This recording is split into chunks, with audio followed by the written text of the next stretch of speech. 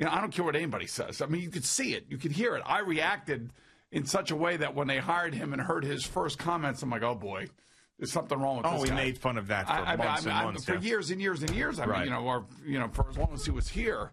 And, none of this crap surprises me anymore. I mean, and it's really unfortunate for the women who had to go through it.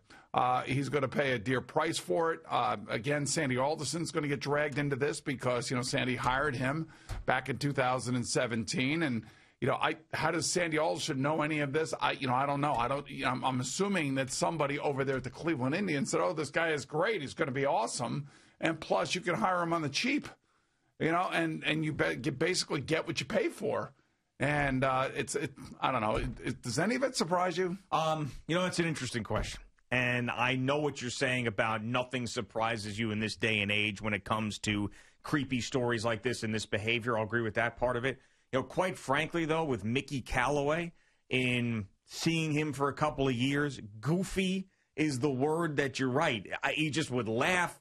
It was like huckleberry stuff, like, we saw him a couple of times in person. He was at an Intercom event.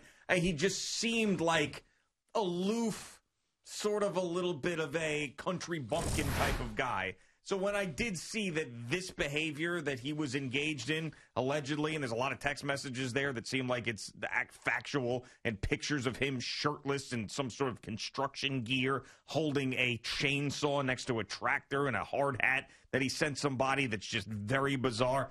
Yeah, I was a little surprised just because of his personality. It seemed like the take I had on Mickey Callaway, I'm not going to change now because of this coming out of what I thought then. I mean, now, obviously, I think differently of him. But, when he left here not knowing any of this, I was like, this is a guy who's in over his head. He was inexperienced. He was someone that shouldn't have been a manager. And he was, goofy and, like that's what I thought Mickey Callaway was. Now, seeing this, I've got a completely different take on his life. And you can add also creep and harassment and all those words to it. But, yeah, I was a little bit surprised. I got to be honest with you. I was a little bit surprised that he was involved in this, but not surprised that we have another story like this on our hands, because I feel like there's lots of this behavior that is being checked for the first time ever.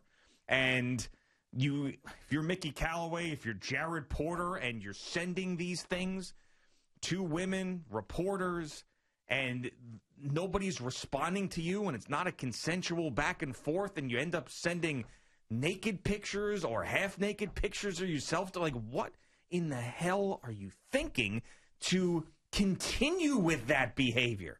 I mean, these 60 unanswered text messages from Jared Porter, all these unanswered text messages that we're seeing in this athletic story with Mickey Callaway.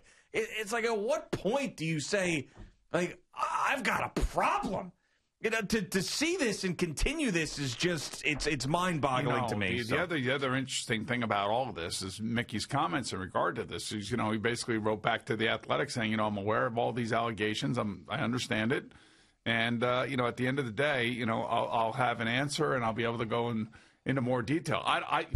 There is no way when you read the accusations that this was consensual. Oh, no. I mean, you see the text messages, you see the pictures. It was multiple women over a span of years in 3 different organizations. Yeah, I mean, to me, it seems pretty rock solid. And then when you see these text messages, you see these pictures, and it is Mickey Callaway. It's not a Photoshop.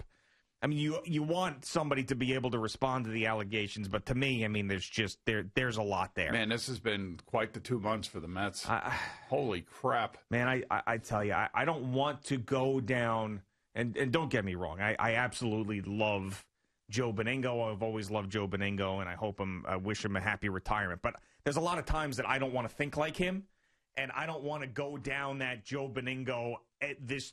You could change the uniforms, you could change the owner, it's the same freaking crap over and over again. But sort of like that's how I'm kind of feeling right now with the Mets, where we thought we were getting a new regime change. Everything was going to be different with the Wilpons. It was great. Steve Cohen comes in. The Mets are going to be Dodgers East. And what has happened since then?